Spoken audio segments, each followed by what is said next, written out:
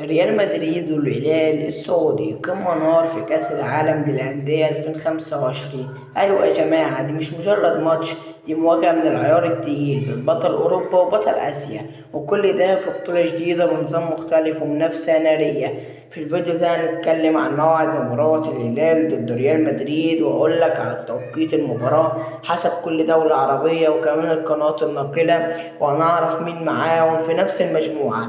وعلى فكرة أنا عامل فيديو مخصوص فيه مواعيد كل مباريات ريال مدريد في البطولة، وكمان عامل فيديو تاني عن مواعيد كل مباريات الهلال، فلو مهتم تابعني عشان يوصلك كل جديد. تفاصيل المباراة: الجولة هتبقى الجولة الأولى، الملعب هيبقى أرض روك ستاديوم في أمريكا، والموعد هيكون يوم الأربعاء 18 يونيو 2025، والتوقيت الساعة 10 مساء بتوقيت السعودية ومصر وفلسطين والعراق والأردن والكويت والبحرين وقطر واليمن وسوريا، والساعة 9 مساء بتوقيت ليبيا والسودان، والساعة 8 مساء بتوقيت الجزائر والمغرب وتونس، والساعة 11 مساء بتوقيت الإمارات وعمان. يعني كل الوطن العربي يقدر يتفرج على الماتش في التوقيت مناسب جدا، خصوصا إنها سهرة كروية ما تتفوتش أبدا. والمفاجأة الحلوة بقى، الماتش هيتذاع على قناة MBC مصر، ودي بتكون متاحة بسهولة على النايل سات. يعني لو عندك رسيفر عادي أو حتى شاشة سمارت، الماتش هيوصل لك بسهولة إن شاء الله.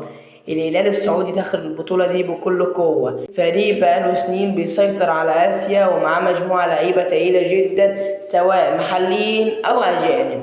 ريال مدريد بقى مش محتاج تعريف أصلا، ملك أوروبا، بطل دوري الأبطال، وجاي البطولة دي عشان ياخدها وعنده تشكيلة عالمية. لكن مش هما بس اللي في المجموعة فيها كمان باتشوكا المكسيكي وريد بول سالزبورج النمساوي. يعني احنا قدام مجموعة نارية بمعنى الكلمة، وكل نقطة فيها هتفرق لأن نظام البطولة جديد وكل ماتش بيكون زي النهائي، يعني هيكون مهم. قصدي يعني الهلال داخل البطولة وهو في فورمة جامدة جدا ومحقق سلسلة انتصارات متتالية، فريق منظم عنده مدرب جديد سيميوني إنزاجي قادما من انتر ميلان. أما ريال مدريد فبيجي بعد موسم صعب ويعتبر موسم صفري، بس كالعادة داخل البطولة بتشكيلة حلوة ولاعيبة ممتازة وصفقات جديدة ومدرب جديد تشابي ألونسو قادما من باير ليفركوزن. وخليني أقول لك إن آخر 5 مباريات لكل فريق بتوضح قد إيه الفريقين مستعدين. الهلال آخر 5 مباريات 4 فوز وتعادل 1، أما ريال مدريد 4 فوز وخسارة 1.